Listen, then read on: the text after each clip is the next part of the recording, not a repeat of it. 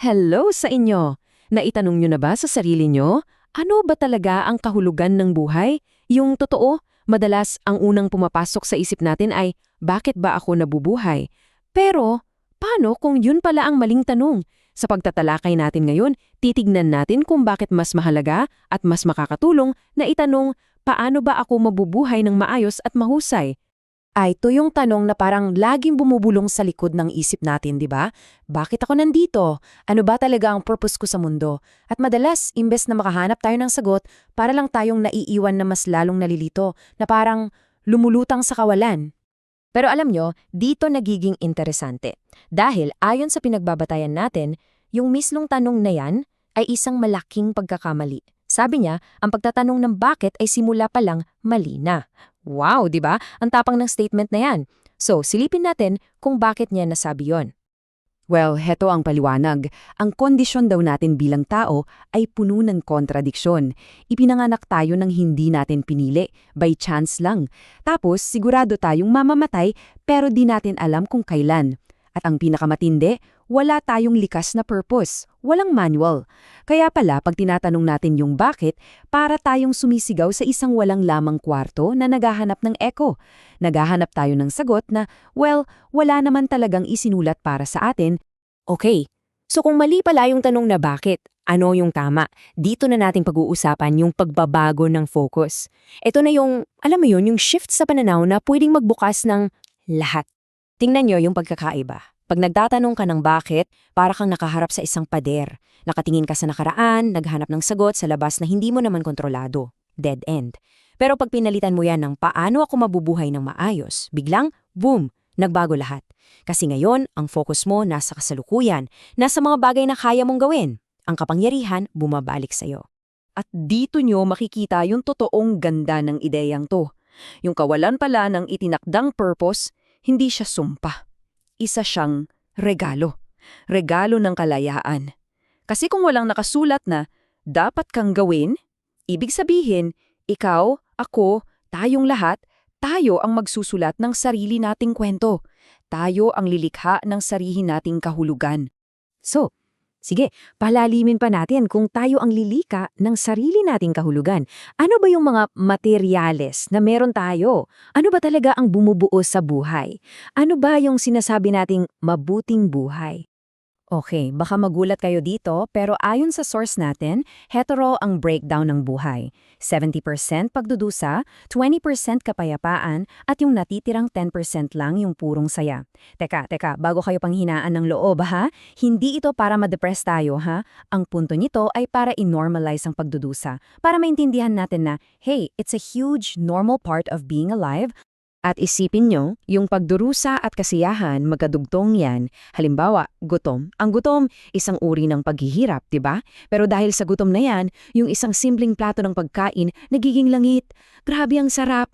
Hindi natin ma-appreciate yung ligaya kung hindi natin alam yung pakiramdam ng hirap. Kailangan mo yung isa para maramdaman yung kabila. Pero heto yung patibong sa paghahabol lang ng kasiyahan. Kasi panandalian lang yan, pag nakuha mo na, wala na, yung high, nawawala.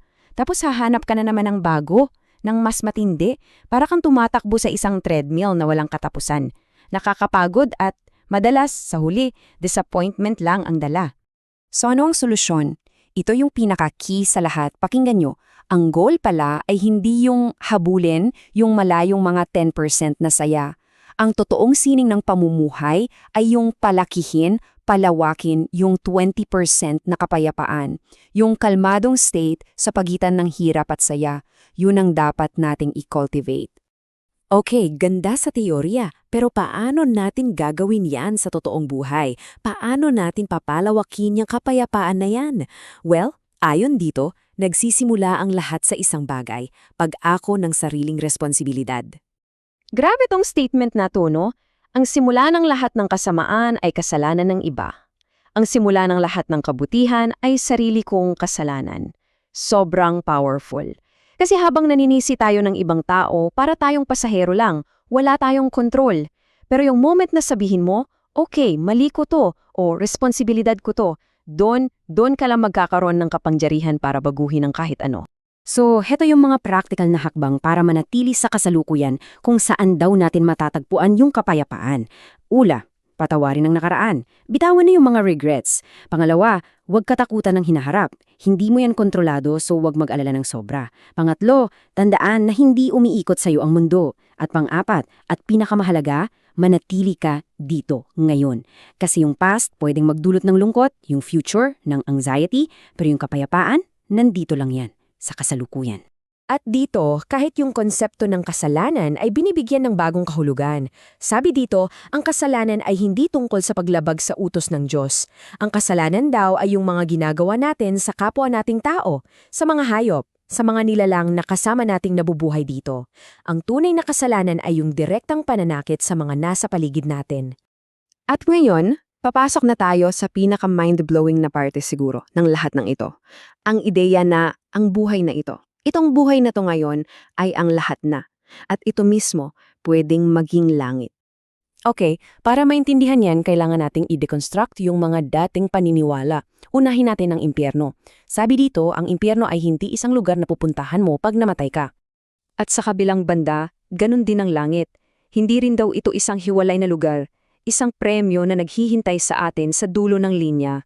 So, kung wala sa kabilang buhay, nasaan sila? Ang sagot, narito, ngayon, itong lugar na tinitirahan natin, itong buhay na meron tayo, ito na yon. Ito na ang langit. Kailangan lang nating ma-realize. Paano? Simple lang daw. Ang impyerno ay yung pakikipag-away natin sa pamilya at katrabaho, yung panloloko at pananakit sa iba. Tayo ang gumawa ng sarili nating impyerno. At ang langit? Yun yung kabaligtaran, yung maayos na pakikitungo sa pamilya at mga kasama, yung pagmamahal, pag-aalaga at pagtulong sa iba. So, kita nyo? Ang langit at impyerno ay hindi lugar, kundi mga estado na nililikha natin sa ating mga aksyon araw-araw. Kaya, mahalagang tandaan, ang langit ay hindi isang destinasyon na pagdating mo tapos na. Isa itong paglalakbay, isang patuloy na proseso. Ang pagbuo ng langit dito sa lupa ay yung araw-araw nating pagsisikap na maging mas mabuting tao na ayusin ang ating lipunan at alagaan ang ating mundo. Kaya iwanan ko kayo sa tanong na ito. Kung tatanggapin natin yung ideya na itong buhay na to ang tanging langit na meron tayo, ano ngayon? Anong responsibilidad ang dala nun? Hindi na ito tungkol sa pag-aantay lang ng gantimpala sa dulo. Tungkol na ito sa pagiging aktibong kalahok sa paglikha ng isang mas magandang mundo, para sa ating sarili at para sa mga susunod pa sa atin, dito at ngayon.